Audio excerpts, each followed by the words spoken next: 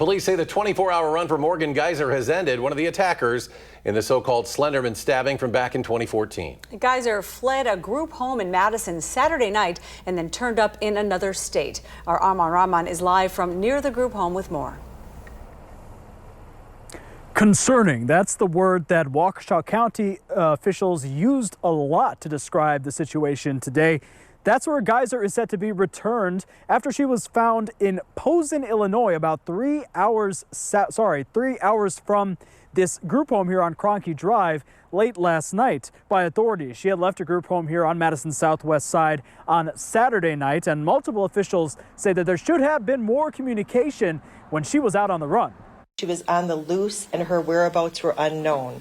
So we take this very seriously. But now Morgan Geyser could be on her way back to a mental health facility in Waukesha County as they're pushing for the state health department to revoke her conditional release, which allowed her to go to a group home in Madison while being monitored by the Department of Corrections. Madison police say they weren't notified about Geyser's disappearance until staff at the group home called and reported her missing Sunday morning. Well, yeah, I mean, the time was not ideal, but we'll take a look at it. We'll work with DOC to figure out how do we improve on the next go-around. Officials in Waukesha say this is the second time a revocation has come up. It's extremely concerning that you would so blatantly violate a very, very simple condition, which is to stay in a placement and keep a bracelet on.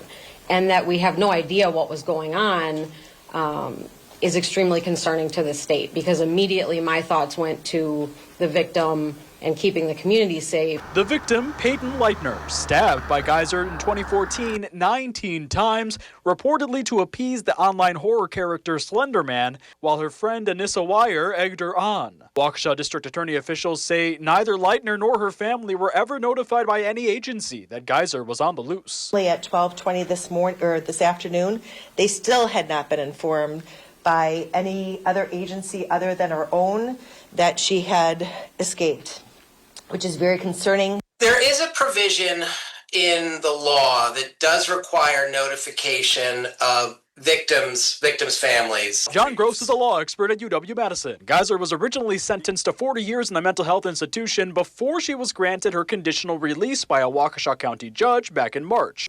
We could see this happen many times. So Gross says even though she violated the conditions, this becomes a question of how well Geyser can be integrated back into society rather than a punishment. The question remains, what remedy, what will the court do going forward in terms of, again, trying to figure out whether or not she can still be released, but there might just be additional conditions.